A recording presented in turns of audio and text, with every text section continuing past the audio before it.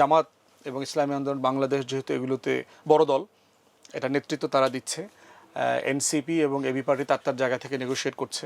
আওয়ামী লীগ না থাকার কারণে যেটা হয়েছে, রাজনৈতিক যে ভারসাম্যটা সেটা ধরেন 80-20 চলে গেছে। সকল জরিপকেও যদি ধরেন, বিএনপি এখন পর্যন্ত যত কম মার্জিনই থাকুক না কেন জামাতের সাথে, বিএনপি এখনো টপ দল, এই ব্যাপারে কোনো সন্দেহ নাই। দেখেন, এটা তো আমরা তো এখানে যারা আছে অনেকে এটাকে জোট বলেন না, এটা একটা ভোটের সমঝোতা। আচ্ছা, এবং ওনাদের একটা 8 দলীয় জোট ছিল, যারা এক সময় আপনার যুগপৎ আন্দোলন করেছে 5 দফা দাবিতে। আমরা এবং এনসিপি খুব সম্প্রতি গত 1-2 সপ্তাহের ভিতরে আমরা আসলে এই ভোটের সমঝোতা অথবা আসনের সমঝোতাতে ঢুকেছি। এবং আপনি জোটের যে রাজনীতি আছে, এটা অনেক কমপ্লিকেটেড আসলে।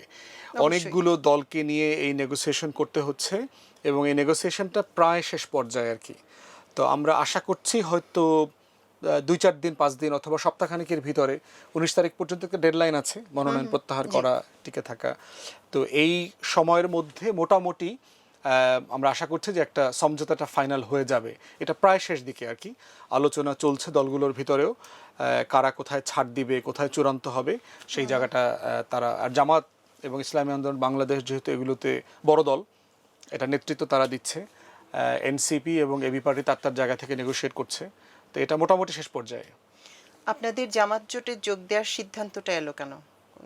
এগুলি তো আর তাৎক্ষণিক বিষয় না, অনেক প্রক্রিয়ার মধ্যে দিয়ে আসে। সিদ্ধান্ত হচ্ছে যে আপনার মানে বিএনপি আওয়ামী লীগের রাজনীতির যে একটা ভারসাম্যের জায়গা ছিল কাছাকাছি দলের সাইজ মোতাবেক, সেখানে আওয়ামী লীগ না থাকার কারণে যেটা হয়েছে, রাজনৈতিক যে ভারসাম্যটা সেটা ধরেন 80-20 চলে গেছে সাডেনলি, ওভারনাইট।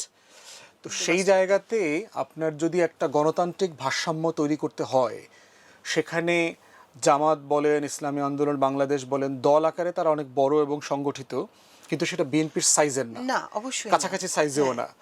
ধরেন জামাত এখন পর্যন্ত এমপি হয়েছে বিভিন্ন সময়ে 60টা আসনে, সব মিলিয়ে 79 সাল থেকে শুরু করে এখন পর্যন্ত সর্বোচ্চ বোধহয় 30 বা 32 18। এক সংসদে সর্বোচ্চ আসন পেয়েছে সে 18টা। ইসলামী আন্দোলন বাংলাদেশের এখনো কোনো সংসদীয় আসন হয় নাই।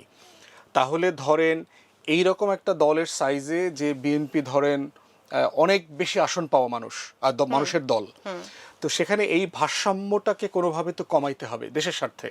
তা না হলে যেটা হবে যে একটা গণতান্ত্রিক স্বৈরাচারিতা তৈরি হতে পারে।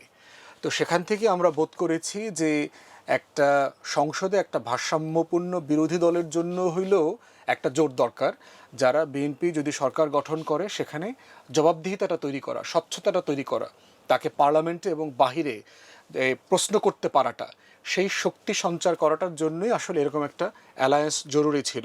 অ্যাটলিস্ট ভোটের ক্ষেত্রে যেন বিএনপি স্বৈরাচার না হয়ে যায়, কারণ বিএনপি যদি ল্যান্ডস্লাইডে ক্ষমতায় যায়, এটা দেশের জন্য ক্ষতি, বিএনপির জন্য ক্ষতি। হিস্টোরিক্যালি যে কোনো ল্যান্ডস্লাইড গভর্নমেন্ট ইউজুয়ালি ফেল করে সাধারণত। আমরা আগে দেখেছি, আমাদের ইতিহাসে এর আগে দেখেছি, বিএনপির জোটের কথাও দেখেছি, আওয়ামী লীগের জোটও আমরা দেখেছি। অতএব সেই জায়গাতে আমরা ইন প্রিন্সিপাল বোধ করেছি যে একটা শক্তিশালী বিরোধী দল দরকার, যারা যদি ন্যূনতম 100+ অথবা কাছাকাছি আসন থাকে, তাহলে একটা সরকারি দলকে যে লেভেলের জবাবদিহিতার মধ্যে রাখা দরকার, নিয়ন্ত্রণ করা দরকার, পার্লামেন্টারি সিস্টেমের মধ্য দিয়ে সেটা করা সম্ভব। এবং সেইটা একক দল আকারে কোনো দল নাই যে এটা করতে পারবে। অতএব একটা কালেকটিভ ফোরাম দরকার, যে প্রসেসের মধ্য দিয়ে এই জবাবদিহিতাটা আমরা পার্লামেন্টে তৈরি করতে পারবো। তার মানে বিষয়টা হচ্ছে যে আপনি এটা মেনে নিয়েই এগোচ্ছেন, মূলত আপনাদের জোট বা ভোটের সমঝোতা যেটাই বলেন না কেন, এটা আসলে বিরোধী দলেই বসবে, সেখান থেকে বিএনপিকে একটা জবাবদিহিতার মধ্যে রাখার জন্যই চেষ্টাটা। মানে এখন পর্যন্ত বাস্তবতাটা তাই আর কি। সকল জরিপকেও যদি ধরেন, বিএনপি এখন পর্যন্ত যত কম মার্জিনই থাকুক না কেন জামাতের সাথে, বিএনপি এখনো টপ দল, এই ব্যাপারে কোনো সন্দেহ নাই।